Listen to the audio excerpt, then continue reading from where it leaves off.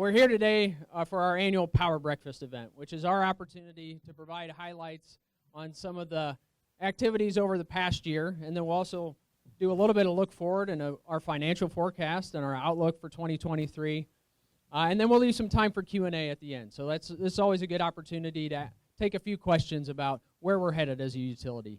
I always like to take the opportunity during these type of events to talk about the benefits of being a municipal utility here in Muscatine, and I think we're really lucky to have this structure. And when I think about a municipal utility, the three benefits I think of: local control. So you have local leadership from the board level to the senior leadership team to many of our staff that are making decisions specifically for what's in the best interest of the Muscatine community, and I think that stuff makes a big impact. We talk about low rates, not profits. I like to say there's nothing wrong with profits, certainly in the business world, but in our case, it's just not an additional factor. We are a nonprofit, so our goal is to provide the lowest rates for our customers while still delivering the level of services that they expect. And the last is neighbors serving neighbors. I really think this is important because your team here, most of our staff that work at MPW, we're serving our neighbors, our friends, our family. We know that the decisions we make and the actions we take are going to impact the people that we live near and around. And I really think that makes a difference when it comes to customer service and decision making. So we do have a local board of trustees, and we've got a couple of them here today. Thank you so much for being here today, and thank you for your service. These are faces that you know, that you run into, that you serve on committees with. These are the folks that are leading this utility for you, and we are very lucky to have a talented, dedicated board of trustees. So thank you. And then this is your senior leadership team. I can tell you I am very proud to be a part of this team, and I think the Muscatine community is very lucky to have such a talented set of senior leaders, and you'll get to hear from each of them today as we walk through these updates.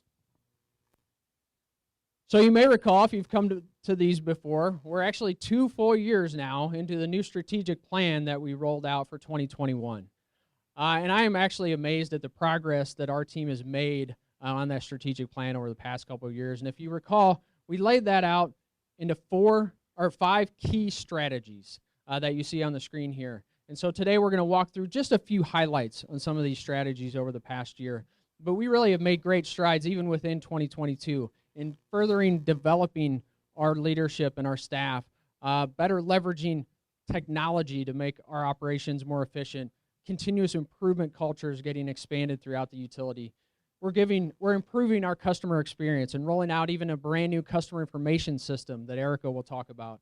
We invested over $15 million in capital projects last year, most of those for infrastructure and things that will improve or maintain the reliability of the system. We took another major step forward, another milestone in our Powering the Future plan in 2022, and Doug will talk about that. And then we continue to grow our services. We leveraged grant funding to expand electric vehicle adoption in Muscatine, and also to start providing high-speed fiber internet services to a broader range of the Muscatine community. So you get to hear some of those updates today. And our plan is not to provide a comprehensive update on the progress of our strat plan, but just pull out a few highlights from over the past year in these categories and try to really drive home how the objectives that we have here are serving to make your community better. And with that, we'll roll right into Strategy 1. Good morning. I get to start talking about one of our greatest resources here at MPW, our employees. With the continuing number of good number of retirements and changing business needs at the utilities, we've begun reinvesting and investing in staff development and training. We want our staff to be successful not only in their current roles, but in the next opportunity that's available for them at Power and Water. Inspired by Toastmasters, we started a public speaking training with a similar group. We call it Toasties. Any given month, there's 10 to 20 employees that are meeting to build relationships with each other through all different levels of the utility and develop their speaking and presentation skills. HR hosts study halls with internal subject matter experts. This is a great way for our more experienced staff to share knowledge about internal systems, processes, and projects. Supervisor roundtables let supervisors learn and support each other in handling those issues that come with people leadership. We have an HR book club with about 20 participants from across the organization each quarter. The group picks the book. We make some suggestions, They pick the book, and we provide it in whatever format they need, and then we have a good discussion about the content of the book and its relevance to the work we're doing. One of the books we read this summer was Doing What Must Be Done by Chad Hymas, and that was actually tied in with a visit that was sponsored by our safety department that brought Chad Hymas on site, and some of you may have seen him at your workplaces too. He talked to us about his experience at a near-death farm accident that left him paralyzed, and he talked about the impact on him, his family, his career. Chad's now a rancher and a public speaker, but before that he was a power line construction contractor, so a lot of what he shared had a lot of relevance to the work we do at the utility. His message and his presentation, his book, reinforced the belief that accidents are avoidable and the importance of keeping safety at the forefront of everything we do. And we do support our staff in their career development. We think the pursuit of advanced credentials reflects their commitment to being professionals and their reflective discipline. We encourage staff to pursue micro-credentials too. Sometimes that's a little more attainable, and the time invested is easier. We partner with MCC. They're a great resource for local training resources, and is also provides a lot of the training we need for our skilled trades. Our wellness team does our best. Our wellness team is very active at MPW. We know that doing your best at work requires you to take care of yourself, and the MPW Employee Wellness Team offers a number of activities throughout the year with an emphasis on physical, mental, and financial well-being. So our robust safety programs help our employees to be reliable on the job and then be there for their families after the workday is done. It also helps to keep costs down for our customers. Our field and plant staff do very high-risk work in very challenging situations, but they look out for each other, and they're always looking for ways to make their jobs safer.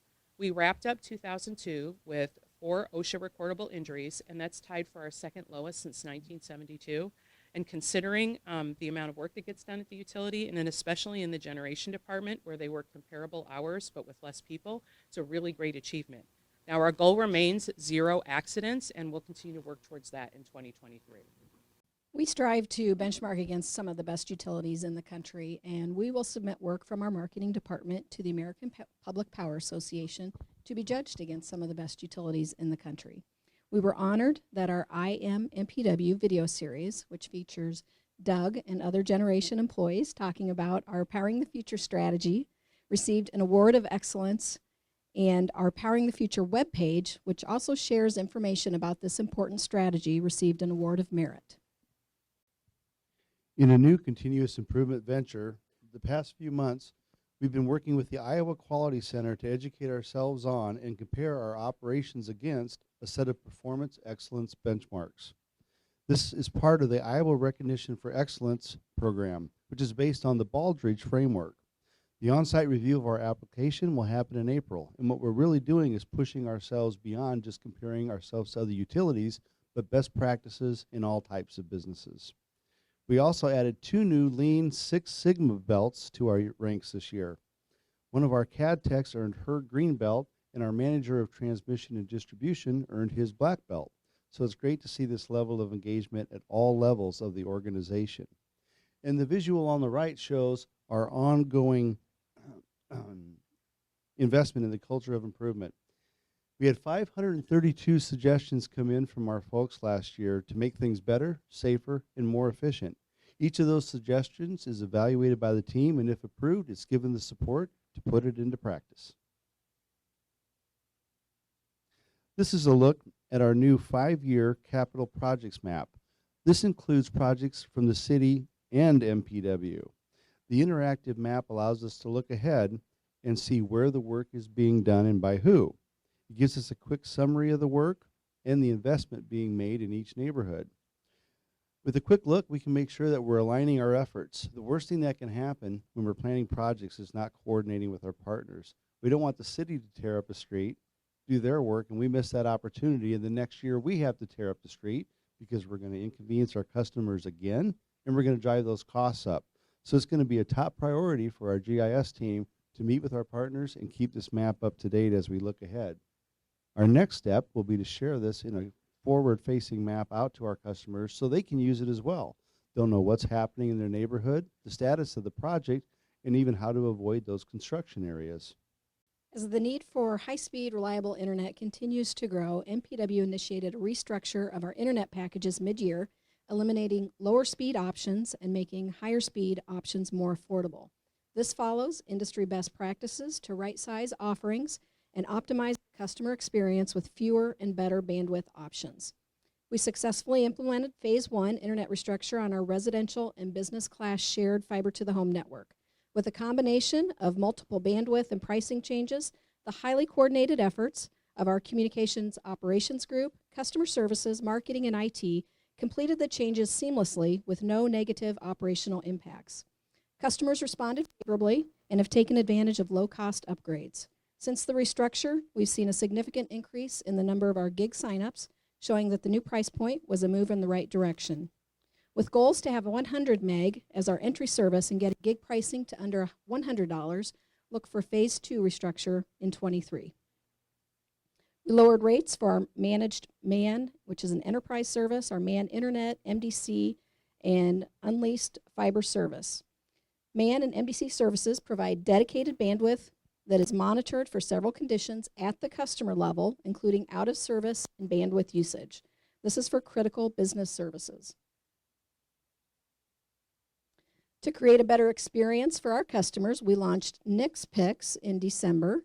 Now when you select the on-demand button on your remote, 5 hit movies will be featured for easy rental. Additionally, a folder of hot and popular titles has approximately 50 titles of fan favorite movies at your fingertips. Hundreds of titles are still available if there is a specific movie that you're looking for.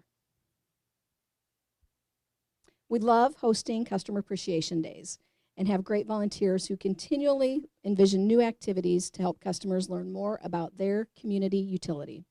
We took guests on a tour through our Grandview Avenue wellfield, the site of our future Muscatine Solar 1 project, and ended the visit into our power plant site. Guests young and young at heart alike got to play a news reporter covering a story about a local Godzilla sighting as a tie to all the community production we have on MPW Fiber TV. Last year's event was educational, hands-on, fun, and memorable for over 600 guests. Seems like we've been talking about our new CIS for months, and after nearly 30 years with our current customer information system, we transitioned to iView Connect on Monday, seamlessly, kind of.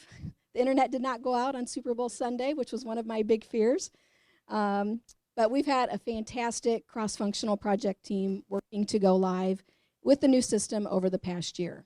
Many, many screens and processes are changing for our office staff. Field crews are going paperless and will now close out their own work orders. Even our system control group will manage outages through iView. Customers will see a new bill design. We're generating our first bills today, and with additional information to help them better understand their utility usage and a new shorter account number. Certain autopay customers will need to re-register to reactivate autopay, and we've sent postcards and emails to those folks to remind them of that. In the age of doing business via smartphone or tablet, MPW customers have been asking for an app, and iView Smart Hub offers both an online web portal and mobile app. With Smart Hub, you can view usage and billing, manage your payments, notify a customer of account and service issues, and receive special messaging from MPW. iView connects multiple accounts with the same customer name. If your business or you personally have multiple accounts, we really think that you'll like this feature. Now that we're in the new system, we have some easier ways to help you connect multiple accounts to make it easier to manage payments across your multiple properties or to track account usage. Rachel Reed, our customer services manager, is in the back, and she was one of the co-leads of the CIS project. She's with us today, and she'd be happy to demo Smart Hub after the meeting or even help you get signed up if you'd like.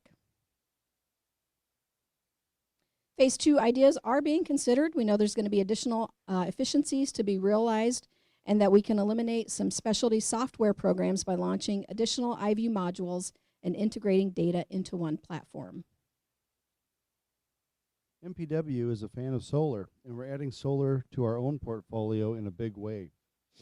We've also updated our policies to make it easier for you to add solar to your home.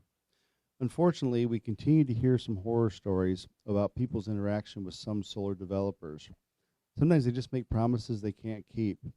If you're interested in installing a solar system at your home or business, we want your solar investment to work well with no surprises. So always get MPW involved in the conversation early.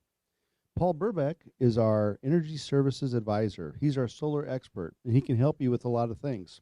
He can verify promised payback calculations, confirm the installation will fit on our system with no required upgrades, which can drive up your costs, and he'll also answer any other questions that you have.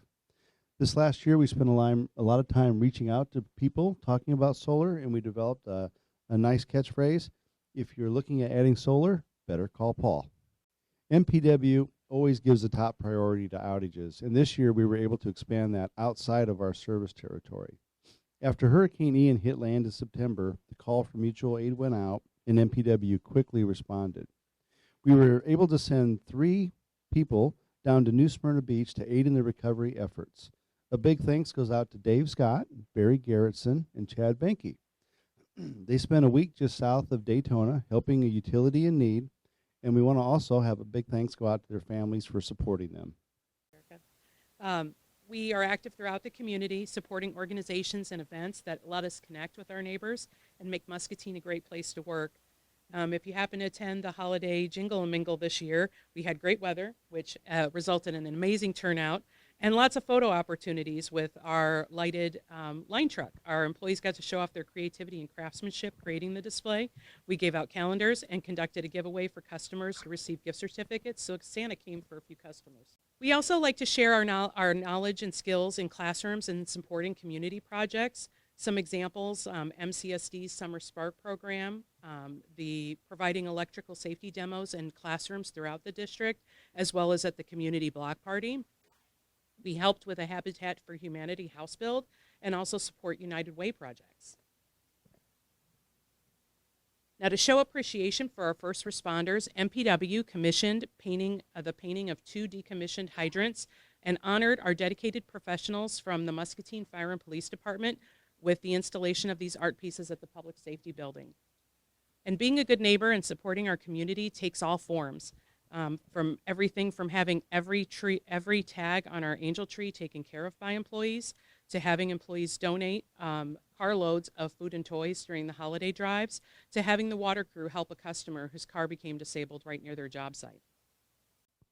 As you drive into Muscatine, you're welcomed by 4 giant City of Muscatine signs, and they were getting in pretty poor repair. Many of the light bulbs were burnt out, and they were in need of update to modern LED high-efficient bulbs. So MPW crews installed 8 new lamps and repaired photocells so that they're only on when necessary. And if you haven't seen them, they are brighter than ever. The signs really look great. The city did a great job cleaning up a lot of the landscape around them.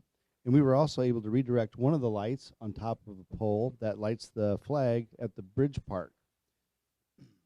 When 2nd Street was the sidewalks were rebuilt, MPW worked with the city to install 2 USB charging stations and 9 downtown load centers, and those are just load centers that you can plug into and use for different events. Those can be used for things like Jingle Mingle, block parties, parades, or any chamber-approved event. Before the new installation, these were rented out by Parks and Rec at the city, but then you had to come to MPW to sign up for service, so it was a little bit clunky. Well, the chamber took the opportunity to get involved, and now we've numbered those load centers. All you have to do is look at the number, walk into the chamber, fill out a quick application, and they'll take care of the whole thing right there. So a big thanks to the chamber for streamlining that process for everyone. This year we had a lot of investments in reliability, and a lot of these were new things we haven't done before. The biggest one was line 106, and we got that completed and in service. We cut the ribbon on September 9th, and the line is adding value to Muscatine as a major path for power in and out of our system.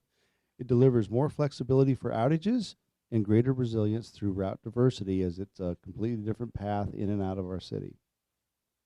We've been focusing more on outages lately, as the power grid has been stressed with winter storms and capacity shortfalls.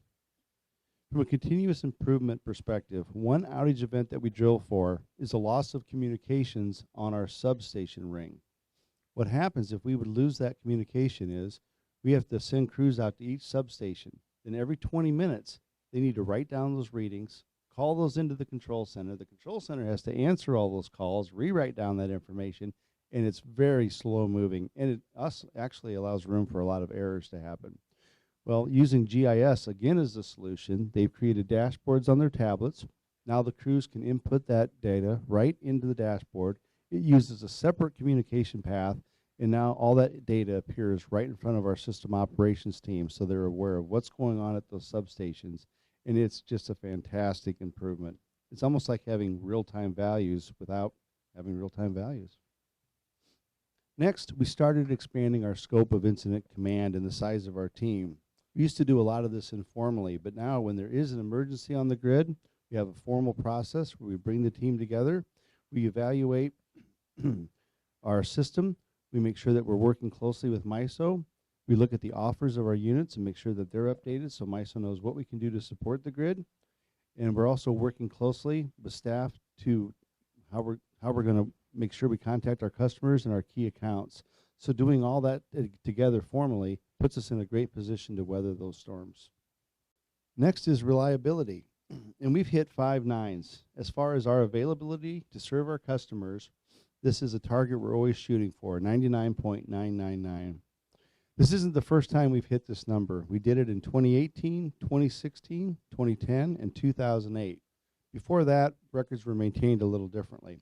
So we have a great history of being available to serve our customers' reliability. We also just received our 4th consecutive RP3, which is Reliable Public Power Provider Diamond Award from the American Public Power Association. That's a mouthful. But the Diamond rating is the highest rating that you can get, and that's 4 in a row. The 2022 totals aren't in yet, but when we compare our results up here to the last couple of years, we plan to place in the top 40th in all of these areas, and that's taking into account there's over 700 utilities that participate in these metrics across the country. Last, you may remember that we completed our lower pole wrap installation last year. It was put in place so that we could keep squirrels from getting up the poles and getting on the fiber optics because they like to chew on that and they were creating some issues for us. Well, a byproduct of that was now they can't get to the electrical as well either. Where we had been having about 19 incidents in a year, we only had 9 squirrel-related outages last year. So it was definitely a step in the right direction. And a big thanks to the communications team and Erica for budgeting and coming up with the idea for that project because it served both utilities very well. Our West Hill pumping station on Kindler was constructed in 1965, and many of those original electrical components were still in operation. That station is responsible for pumping water up to the tower, which supplies the high side, what we call the high side, which is East Hill and Muscatine. A new motor control center and electric service was needed to improve the reliability. As we took a look at the project, we reviewed to see what else we could do to make improvements. We right-sized the pumps. They were 4,000 gallons per minute, and we dropped those down to 2,500. Those larger pumps created some problems as they would kick on and off, and they could create disruptions on the system and even pockets of discolored water. With the smaller pumps, we're still able to meet our demand at peak, and they do it much more efficiently using less power. This year, the exterior of the pump house and the square reservoir structures just north of them will be addressed. We'll be making the property look nicer, extending the life of those structures, and get the appearance to the level that reflects the MPW brand. We know reliable internet is just as important to you as reliable power. Since our Fiber to the Home project completed, we've continued to make network improvements during overnight maintenance windows. Add to that the collaboration with Ryan's T&D group on the lower pole band wraps, and these efforts have resulted in steadily improving reliability stats for our internet, TV, and fixed wireless services.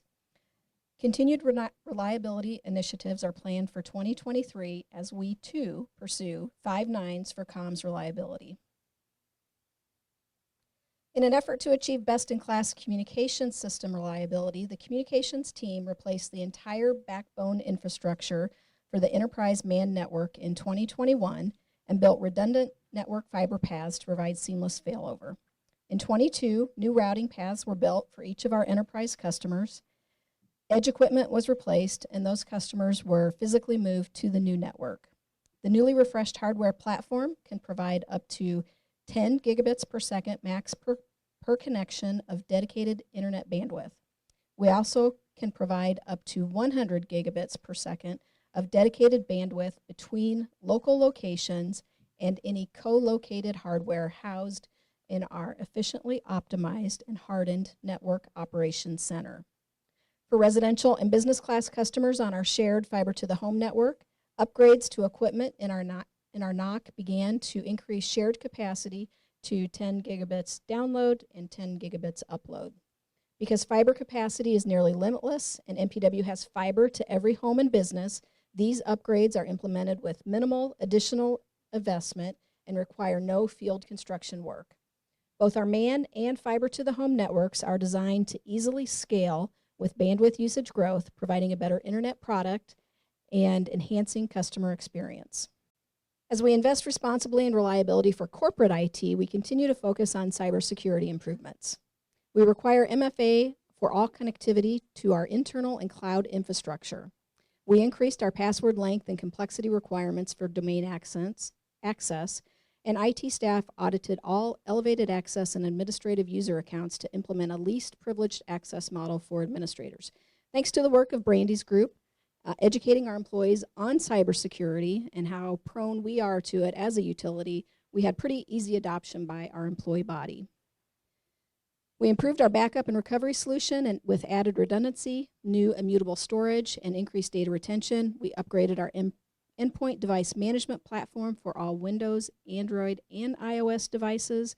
And based on equipment and process changes since our last audit, we saw improved results from our 2022 third-party penetration and social engineering test. MPW has multiple layers in place of security to defend against risks and threats that come with technology. We also have numerous environments to protect that each have their own unique risks and operational requirements. We have a corporate network, the ISP, operations technology like the plant DCS and SCADA systems. We are part of the bulk electric system and have to operate to the national reliability and critical infrastructure protection standards. We use KnowBe4 to address phishing because we know email is the easiest way for a bad guy to get into one of our systems. We're tied in to the industry, national, state, and local levels to maintain situational awareness and be aware of evolving threats and risks. And we participate in incident response training, recovery plan tests, and tabletop exercises to verify our procedures, prepare in case of emergencies, and challenge problem-solving skills with unique challenges that might come up. So for the Powering Future objective, it's really looking at a balanced approach. We're going to increase sustainability in the system while maintaining reliability and affordability, while leaving a spot open for flexibility for future additions as that technology evolves. This is something that's discussed every month at our board meeting, multiple other public events, and our next one is going to be March 6th, 2023, and I would encourage everybody here to attend that meeting. It's a great chance for your voice to be heard. Our first objective was to expand the renewable portfolio. So the 24 megawatt Muscatine Solar 1 project is taken off at Muscatine's Grandview Avenue Wellfield site.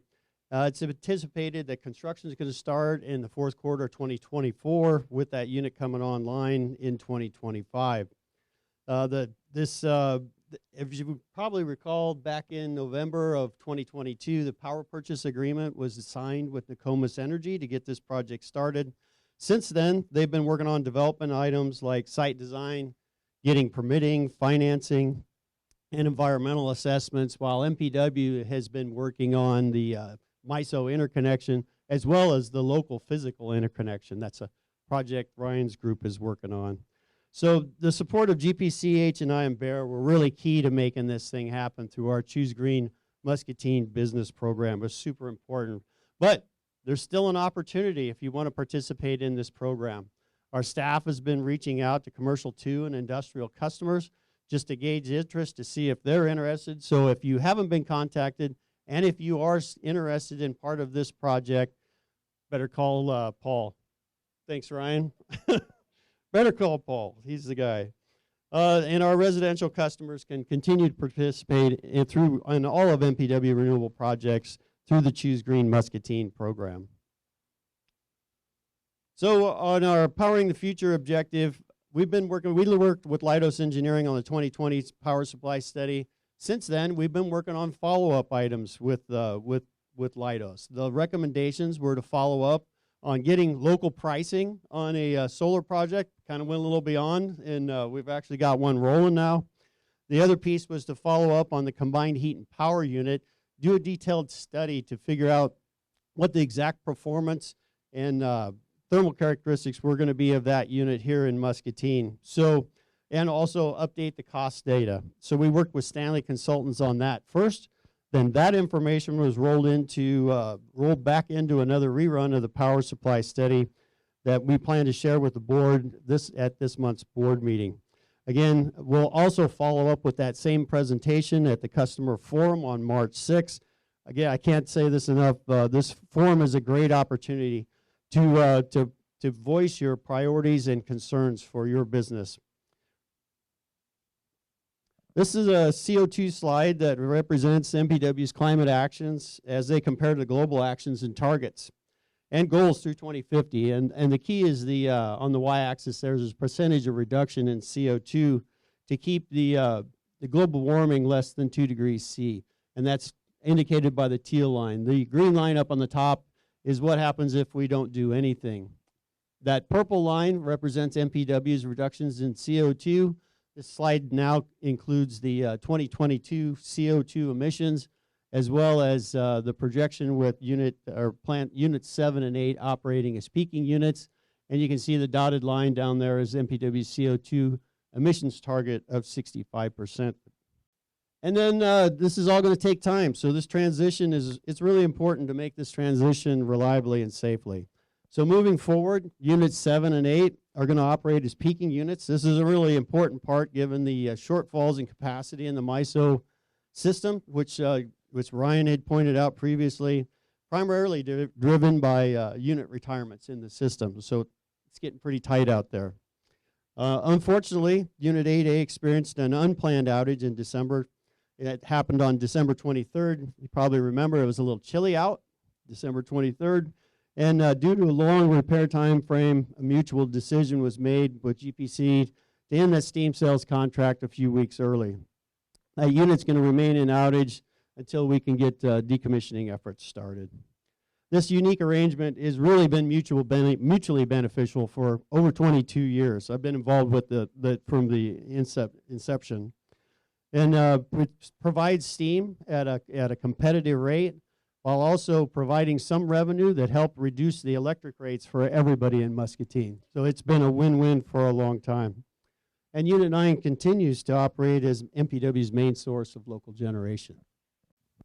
In growing our electric services, MPW has installed 4 Level 2 EV chargers throughout the community, 3 with funding from the Iowa DOT using the Volkswagen settlement funds.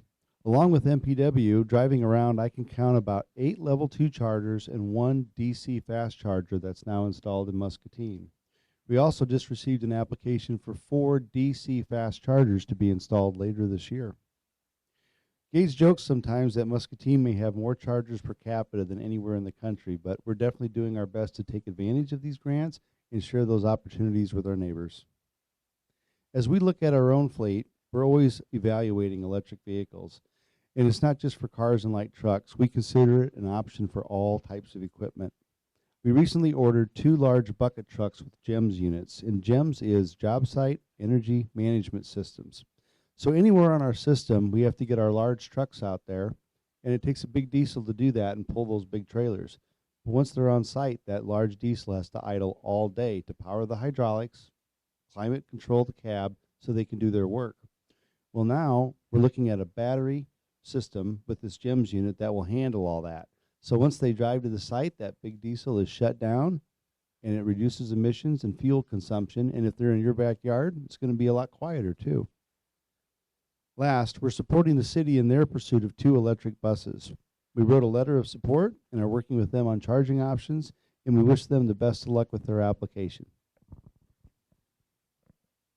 Our new MeshNet service is the next evolution of our Enterprise Man service and is designed to give customers more reliability and cost savings. No matter the physical location they are in, MeshNet customers will be able to access the same internal services as if they were in the same building.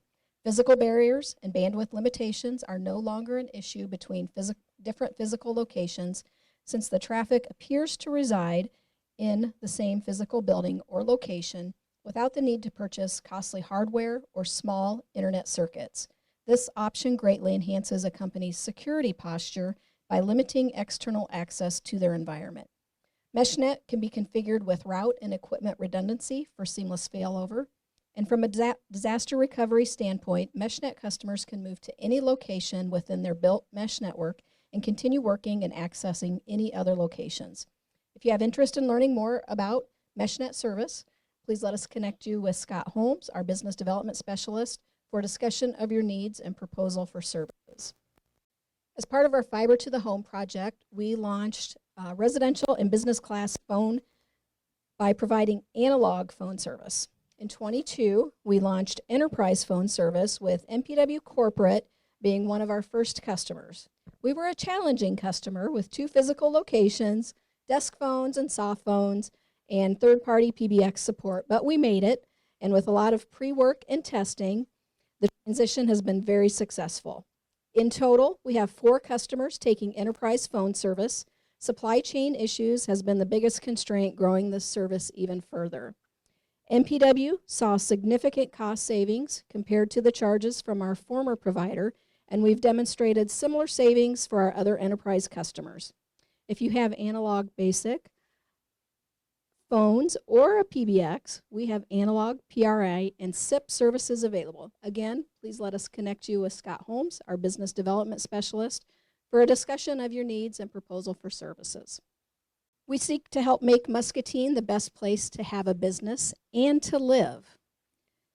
Desirable communities have access to the best services, so we continue to look at small pockets next to our existing service area that have never had MPW communication services and budget for plant extensions. We completed 3 small extensions in 22, bringing gigabit internet, TV, and phone services to a new group of customers. These small new builds have prepared us for our upcoming large extensions. MPW was awarded 2 grants from the state of Iowa to make expanding broadband services further into the county more economically feasible, and we received additional funding commitment from the county for our NOFA 7 project. Engineering design work was completed last year for both NOFA 6 and NOFA 7, and permitting has begun. We had about a dozen bidders for our mainline construction contract and awarded the bid to Price Industrial Electric out of Cedar Rapids.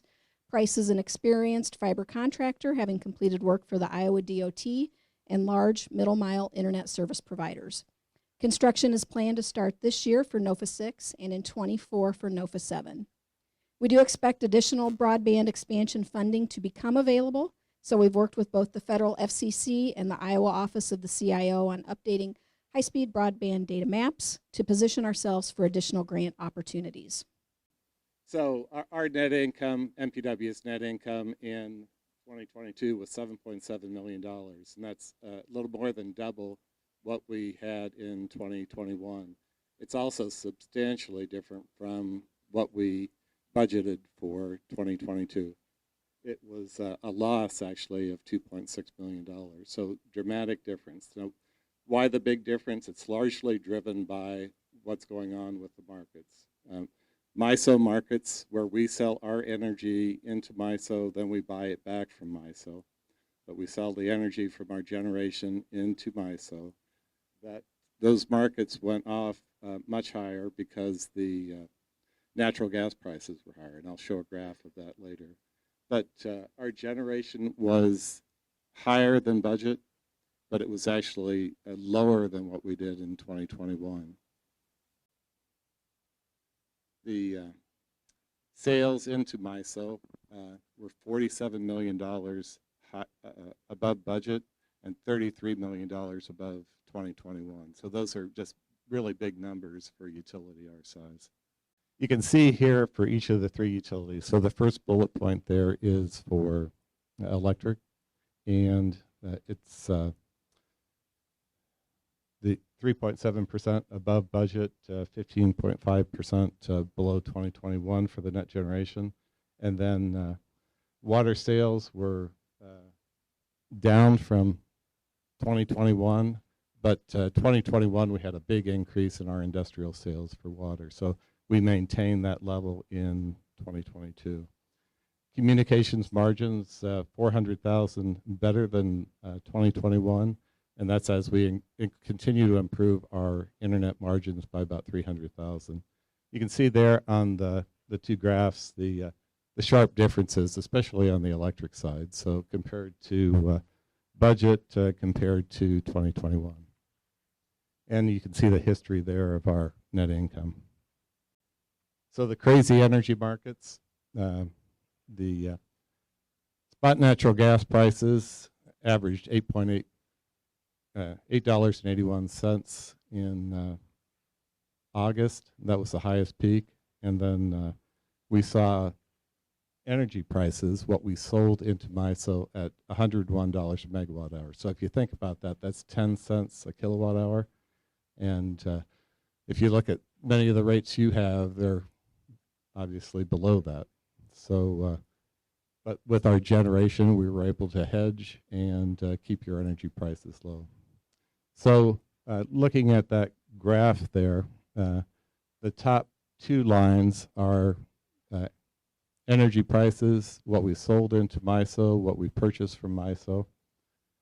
And you can compare that to the blue bars. Those are natural gas prices. So gas prices really started to increase in April, and they peaked up in the summertime. Then you compare that to those lower set of lines for energy prices, and they're much lower for 2021. So if one of the things for when you think about the rates for MPW, we kept them steady. We didn't have EACs. We didn't have an unusual rate increase. There were a lot of utilities in the U.S. that couldn't do that. When I looked at national EIA numbers, for example, for residential customers, it was above 15 cents per kilowatt hour. Our rates were about 12 cents per kilowatt hour. So there's a substantial difference, and that difference was driven by a lot of utilities trying to pass through high natural gas costs, high energy prices. There were other utilities that couldn't get coal, and so they had to buy from the market. So we had a good supply of coal, we had our generation operating, and we're able to keep our rates steady. So this next slide, you can see a 5-year history of natural gas prices, and in 2022 is when they really took off, about April of 2022. That period there of high gas prices is over now almost. So if you look at natural gas prices today, when I looked at the futures this morning for March, they're $2.50, and the prices here show that they were much higher. In 2022, the biggest sustained period for the last 5 years, but if you look back further than that, it's the longest sustained period of high natural gas prices. There was one of the reasons that prices dropped. There are two things. One is that we haven't had much of a winter as far as weather, so natural gas prices have dropped. Production is high, but an LNG facility in Texas had an explosion and fire in June. It's still not running yet. I don't know when it will run now. They keep saying it will run soon, but that was 2 BCF per day of natural gas that was being exported. So it's a huge impact on supply and demand and keeping those prices low. So for where we are on our cash position, so we did all these things with in 2022. We expected to reduce our cash position. We were able to maintain it with the high markets and the higher net income. And we did that even with Ryan spending significant dollars on line 106. So, but less than budgeted.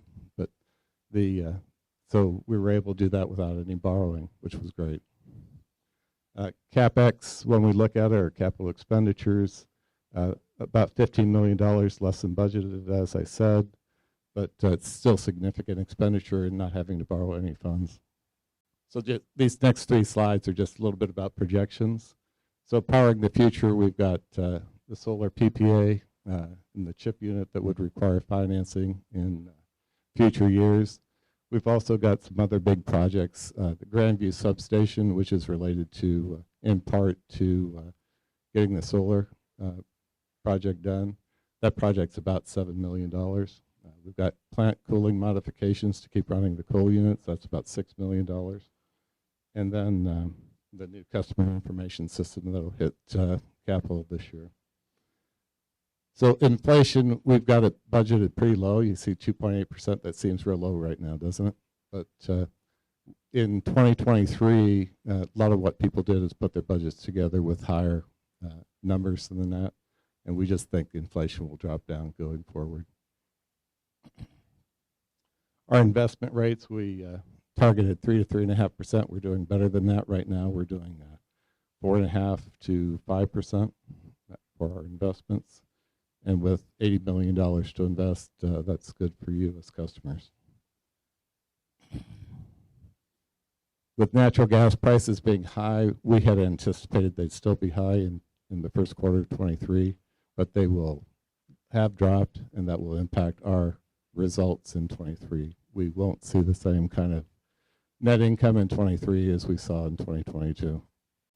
On the water side, we've got our plans are for well rehabilitation, and we're trying to meet water demand pumping by delaying wells or not putting in as many new wells, and that will save capital dollars going forward. Still evaluating it, but we're optimistic. And then large projects, some of you probably don't know we have a reservoir behind Walmart, so it's a little hidden back there, but we have to spend some money to get that refurbished, and it's significant. We're also doing the West Hill sewer separation work for our part of it, the water part of it.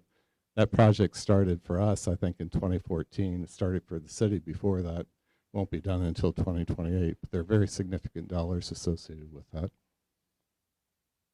One of the things we had to do on the water side was borrow some money from the electric utility. So funding some of the projects we have on the water side. So that's a $2 million loan at for 7 years at 4.5%. The planned rate increase shown there is what we have in our budget right now. It's significant. We've had a couple things going on. We've got the higher capital expenditures, but we also have higher chemical costs that have gone up about 69% in 2022. And it's also, their prices are about double what they were a year ago right now. That 8% won't necessarily be the same for all classes of customer. It could be different. So we're doing a cost of service study right now. We'll be talking to our large customers about that in the near future, and still need to evaluate that with our Audit and Finance Committee and the Board of Directors or Board of Trustees. Unit 8, sorry, Holly. Unit 8 is one of the reasons for that increase as well, because with taking 8A off, we're using less water at the plant, and that means that a lot of those costs have to go back on other customers now rather than having the electric utility pay for some of those costs. On the comm side, Erica talked about NOFA 6 and 7. Here the dollars are shown that NOFA 6 is about $1.5 million, NOFA 7 is about a little over $1 million. But you see the significant grants that we anticipate getting up to $500,000 for NOFA 6 and up to about $700,000 for NOFA 7. Erica talked about internet restructuring and that that will keep rates actually lower per for what the speed you get. So, but we're not planning any increases on the internet side. We are anticipating increases on the video side of about 6% per year. So I always like to take the opportunity to talk about some of the benefits of the community of having a municipal utility. So every year we update this financial analysis on the benefits, and we put the benefits into kind of two key buckets. The first is lower rates. So we do a lot of benchmarking of our rates for all three utilities, electric, water, and comm. And every year we compare that to benchmark averages, and look at what the benefit is to our customers of having our low rates. And for 2022, it actually went up significantly, the cost savings all the way to $5.4 million. A lot of that was related to lower electric rates, and I'll talk more about that at the next slide. But that's a benefit to our customers versus paying average benchmark rates that we compare against. Then on the other side is free services to the community. It's another great benefit of being a municipal utility, as we provide services like free utilities for electric and water to city facilities, street lights, and traffic signals that we install, maintain, and operate, fire protection throughout the system, and then customer rebates and energy services for our customers that we provide. And that came up to about $2.3 million of additional savings to our customers last year. So in total, in 2022, $7.7 million in savings by having a municipal utility, and that's over $300 for every single resident in Muscatine for 2022. So that's significant. And this is, Mark touched on this a little bit, but the electric rates across the country were very volatile in 2022, primarily because of those high natural gas prices. Utilities were having to put adjustment clauses in and collect more money from their customers to offset those high natural gas costs. So we've compared, we have data through November, but in all of the customer classes, you can see the national average rate increases were significant, from 11 to 18% for industrial customers. And you compare that to our actual results for rate increase for our customers here in Muscatine, an average of 1.8%. Very, very stable. We had planned and budgeted for a 2% increase, so we came in a little bit under that even. But when you compare that to what was going on across the country, significant savings to our customers and a huge benefit to Muscatine. So the result of that, these are our rates, our average all-in rates for each customer class for 2022. And you can see we've got electric here and water on the right. We continue to compare very favorably to our benchmarks for both electric and water. And because of that difference in rate increases in 22, the spreads for the electric rates got even wider, so even bigger savings to our customers. And these are significant. You look at the commercial class, this difference between the national average and our rates is about 25% savings to our commercial customers. And on the industrial side, it's even greater. It's about a 28% lower rate for our industrial customers than what they could see on a national average basis. So that's a significant to our large customers. And on the water rates, we continue to compare very favorably to our surrounding larger communities, especially for the customers that use higher volumes of water. Because we have relatively low treatment costs for every gallon of water, those higher volumes can be provided and sold at a very low rate, even with those chemical cost increases that Mark talked about. By relative terms, when you compare to other communities, still very, very low. So that's what we have planned. Hopefully that may be a kind of a good overview of what we've been up to for 22, as well as an outlook for what we have planned financially in the coming years. But happy to take any questions that you might have. Do you think the natural gas markets have largely baked in the shortages caused by the conflict in Ukraine, or do you see volatility more in the future? Yeah, but Mark, take this. Guys have turned it off.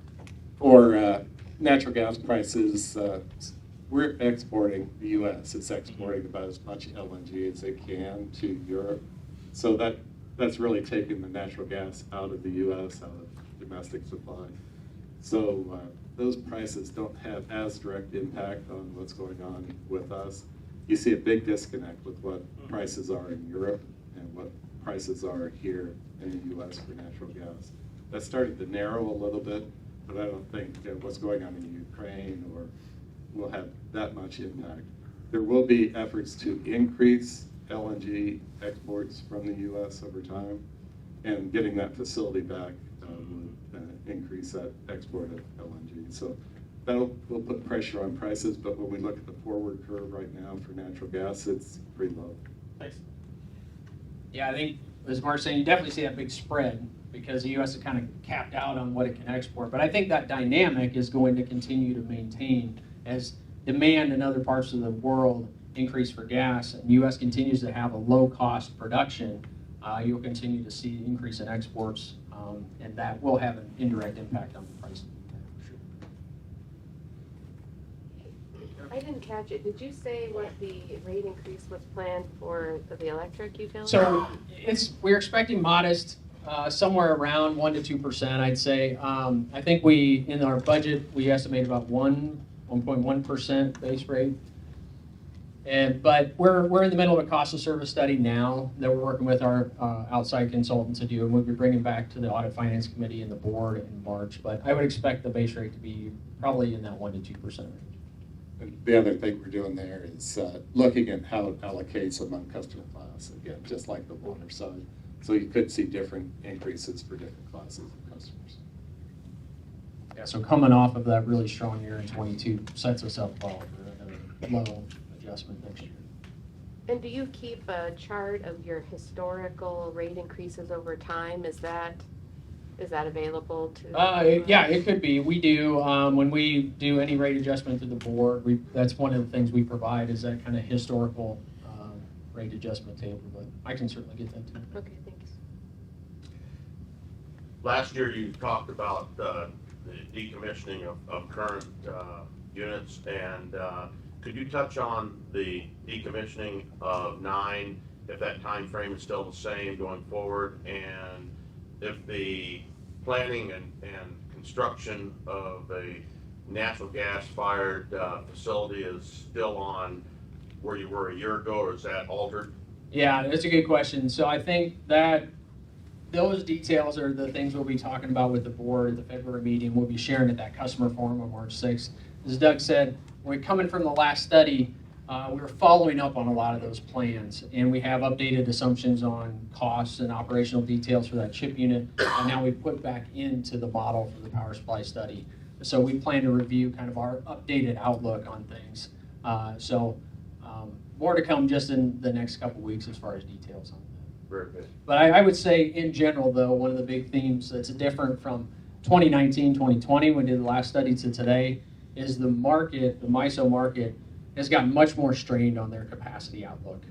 For a long, long time, MISO had excess capacity, so they didn't have much value in the market. And as we've seen more retirements of baseload units, that balance of capacity and demand has really shrunk. And actually, in the last year's capacity auction, MISO was short on firm capacity in the auction. So that's definitely different from 3 years ago, that outlook on the balance of capacity. So the value of having capacity installed and in the ground is definitely higher now than it was a few years ago. So that's one of the big assumptions we baked into the